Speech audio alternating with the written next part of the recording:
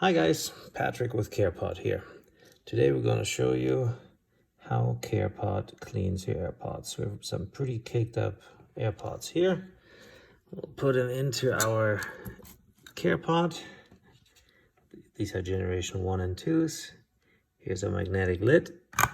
Put it on there.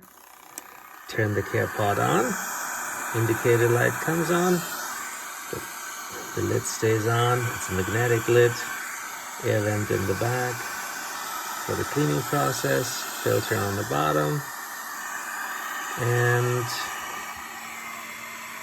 that cycle takes about 30 seconds, and we're going to see the result here in a moment